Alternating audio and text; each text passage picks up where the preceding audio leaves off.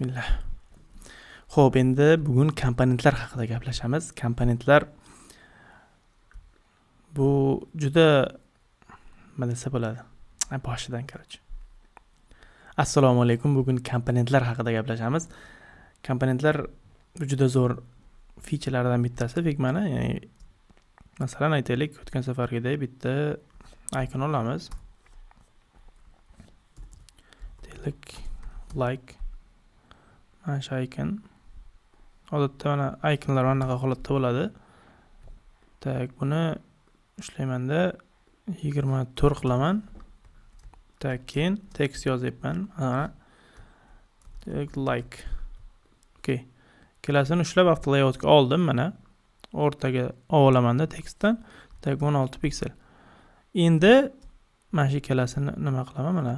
Fill qo'shib, fillni aytaylik mana shunaqa holatda ichidagini oq qilaman. Tak, border beraman 18 piksel. Tak, 16 pikseldan bu yoqdan 24 bu yoqdan. Okay. Mana bitta button yasadik. 16. Endi buni komponent qilishim mumkin. Komponent mana eng tepada ikkinchisi create component degan Ctrl Alt K shortcut bilan ham bajarsak bo'ladi buni. Okay, komponentga bosdim. Endi bu master component bo'ldi. Master component, ya'ni turib tashqarida nomini o'zgartirib qo'yaman. Masalan, deylik like button. Okay. Endi bundan biz bu master component deyiladi, ya'ni asosiy komponent bu. Buni alt bosib turib yoki Ctrl D qilib ham bunda yoki Ctrl C qilib ham xohlagan usulda bundan duplicate olsak bo'ladi. Ya'ni bundan instance alt bosib olyapman. Bu narsa mana ikkalasini yoniga qarasangiz belgisiga bunda to'rtburchak ichi to'lgan, bu to'rtburchak bo'sh. Bu instance deyiladi.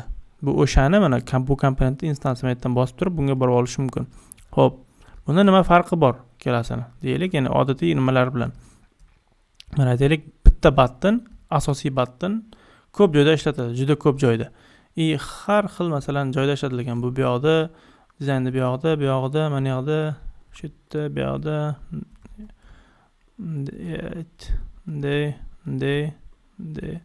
bu yoqda har xil joyda ishlatilgan.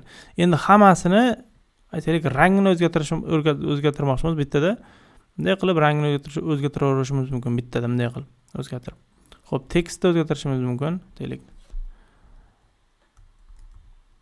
share desak, hammasi mana birdaniga o'zgaryapti. Orasidagi masofa 16 ko'p desab 8 qilishimiz mumkin masalan. 12 qilishimiz mumkin. Buni borderlarni kamaytirishim mumkin, aytaylik 12 qilishim mumkin. iOS deb bersam, ya'ni bir master komponentga nima o'zgartirish kiritsam, qolgan hammasida bir xil o'zgaradi shu bilan. Xo'p, endi mana masalan nomini o'zgartirsak, o'zgaryapti. Xo'p, endi qarang, o'tgan safargidek nima? Buni hozir avto layout ishlatilgan, buning ichida o'shancha shunaqa bo'lyapti. Agar avto layoutsiz bittani yasaydigan bo'lsak, mana masalan, xo'p, necha 138 ga 56. 138 ga 56. Rangi bunaqa. Tak, 12 piksel. Ichidagi ikkalasini ham shunday olaman-da, bu yoqqa o'tkazaman. Ustiga chiqaraman. Tak, buni o'rtasiga olaman. Buni ham o'rtasiga olaman. Orasidagi masofa 12, 24. Okay. Hammasini Ctrl G gruppa qilib turib yoki bunday qilib bitta komponent qo'rishim mumkin mana. Button deb yozdim. Endi qarang. Endi bu komponentdan bitta instance olib turib, buni bunday qilib o'zgartiradigan bo'lsam, bu yoq kattarmaydi. Bu avto layout ishlatilmaganligining sababi shu sababidan. Ya'ni avto layout bo'lmagandan keyin mana shunaqa bo'lib ketaveradi o'z-o'zidan. Buni kichraytirib bo'lmaydi. Avto nima komponent ishlatilgandan keyin. Shunaqa. Xo'p. Mana komponent qo'yib oldik. Endi buni ham ichidagilar har xil aytaylik, masalan bu o'zgartiraveramiz bemalol. Comment deb o'zgaradi. Endi bir marta o'zgargandan keyin qarang. Endi mana nomini yana like deb yozsam, bu o'zgardimi, o'sha qaytib orqasiga qaytmaydi. Endi buni mana qilish mumkin. Men aytdi 3 ta dumaloqcha bor, bossam reset all overrides bor, ya'ni ustiga override degani shuni ustiga yozgan nimadir. override bossam yana o'z holiga qaytarib qo'yadi. Masalan, buni rangini o'zgartirishim mumkin men. Bunday qilib, masalan, siyoh rangini qilib qo'yishim mumkin. Keyin stroke qo'shib yuborishim mumkin bunga anaqa 3 piksel qilib. Bunga aytaylik, effekt nima qo'shib yuborgan bo'lishim mumkin, soya. Bunday qilib bemalol. Ya'ni o'sha komponent ichida hali ham buni instansi, masalan, buni orasidagi masofani, masalan, buni ko'paytirsam bu ham ko'payadi. Buni ko'paytirsam bu ham ko'payadi. Tekst rangini o'zgartirsam, hali rangini ham o'zgartirishim mumkin, masalan, buni bemalol. Masalan, buni mana ochroq qilaman-da. Ichidagini ikkalasini rangini ushlab qora qilib yuboraman. Endi buni hozir rangini o'zgartirsam ham bunga ta'sir qilmaydi. Boshqa o'zgarmaganlariga ta'sir qilaveradi. Bu hozir mana ikkalasi bir xil aslida. Mana holati bir xil, lekin buni instansi hali ham. Buni bunday qilib kattatirishim ham mumkin. O'rtada qolyapti bu, chunki mana bu yoqdan bo'lgani uchun. Hozir bunday qilib qo'ysam eng tepada qoladi. Bunday qilib qo'ysam bu yoqdan o'rtadan ketadi. Bunday qilib qo'ysam bunaqa kattalasam o'rtada qoladi. Bunday qilib qo'ysam bu tomonda qoladi. Bu yoqqa qilib qo'ysam bunday bu yoqqa ketadi. Bu yoqqa. Ya'ni boyagi after layoutda ko'rgan narsalarimiz bu yoqda mana realni ishlayapti. Xo'p, Ctrl Z ni bosib orqaga qaytaman. Komponentlarda shu tomoni yana bittasi yaxshi. Xo'p.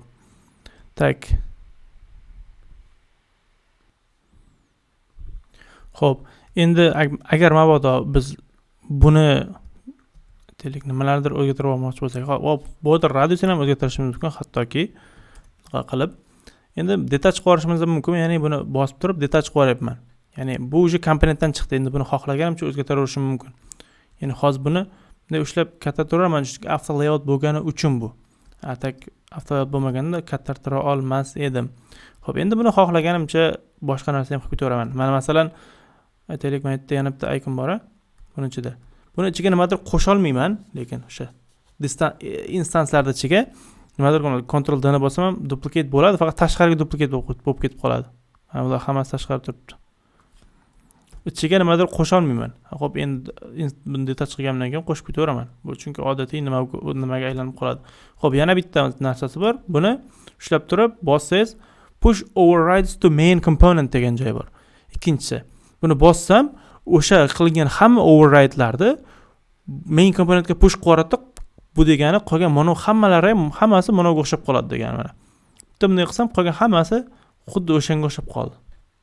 Endi hozir bu nimaga bunaqa bo'lib qoldi? Bu yerda ikkita nimadir bo'lib qoldi menimcha. Ikkita yozuv bo'lib qoldi.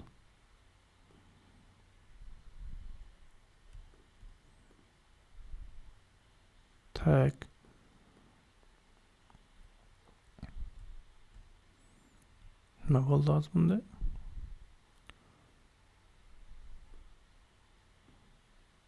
Ha, bo'ldi. O'ziga keldi. Adashib qoldi. Mana shunaqa qilib qaytarib olish mumkin. Xo'p.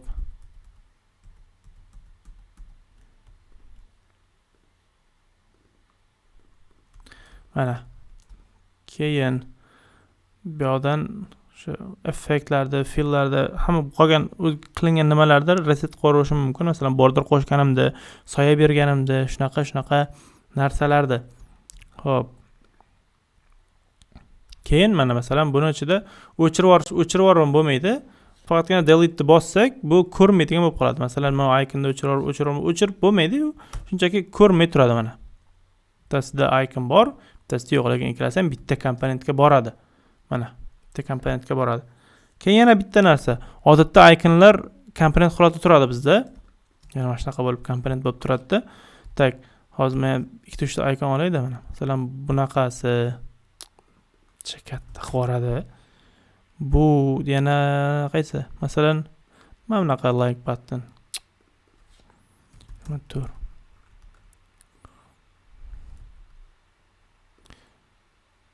Mana.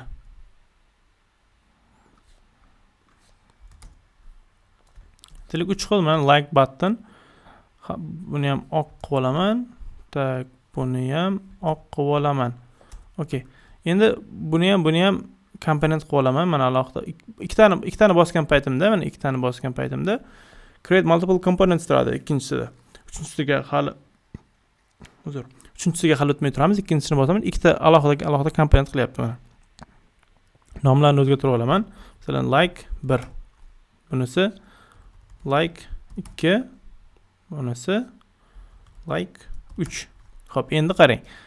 Buni olamanda Ctrl X qilib, Ctrl C qilib bu yoqqa olib kelaman. Ctrl Alt V. Endi qarang. Mana bu yoqda mana turgan holatda agar komponent qilgan bo'lsak ikonlarimizni, buni ichida buni o'zgartirishim mumkin mana bunday qilib. Ya'ni odatda mana bunday turgan paytda buni Ctrl C qilib olib kelib, buni bunday qilib joyiga Ctrl V qilib bo'lmasdi mana. Passing inside the current selection is not possible. Bitta o'sha komponent instansiyani ichiga nimadir qo'shib yoki nimadir o'chirib bo'lmaydi dedik. Ya'ni qo'yib bo'lmayapti mana. Buni qanaqa yechamiz? Ana ikonlar masalasini o'shanaqa, ya'ni har bitta ikonni komponent qilib olamizda, keyin o'sha bittasini instansini buni ichiga, ya'ni main komponent emas, ehtiyot bo'lish kerak. Main komponent buni qo'ymaymizda, buni ichiga o'shaning instansini qo'yamiz. Instansini bu yoqqa paste qilgandan keyin mana bunga o'tamanda, buni bossam, maytdan bitta bossam, hamma o'sha nimalarim chiqadi. Hozir bu yerda search ham qilishim mumkin. Like 2 ni bosib o'zgartirib qo'yaman bemalol. Masalan, bunda bu endi detach qilib yubordim. Bunisi masalan mana like 3 ta. Bunday qilib. Facebook like deb ham o'zgartirib qo'yishim mumkin. Ya'ni o'zi bu yoqda nima komponentlar bilan avto layoutlar juda zo'r ishlaydi. Avto layout shu narsani e'tiborga olish kerak. Tak, buni ham qop-qora qilib qo'yaylik. Shunaqa. Shu menimcha hammasi tushunarli. Endi amaliyot davomida nimadir ish qilayotgan paytimizda, ya'ni siz veb-sayt, mobil dastur bu narsalarni ishlatib ketaverib, qo'limiz o'rganib ketadi odatda. Hozir sizga boshida bu narsa aslida keraksizda, hech qayerda ishlatilmaydiganday yoki esingizda qolmaydiganday tuyulaverishi mumkin. Boshida hammaga shunday tuyuladi. Siz yaxshilab buni, ya'ni men aytgan narsalarni yaxshilab eslab qolsangizlar, ertaga amaliyot qilayotgan paytimizda men o'shalarni hammasini ishlatib chizaman, hamma dizaynlarni. O'shanda yana ham mustahkamroq tushunib boshlaysiz, yana ham yaxshiroq tushunib, yana ham mustahkamroq o'rnashib boraveradi miyangizda.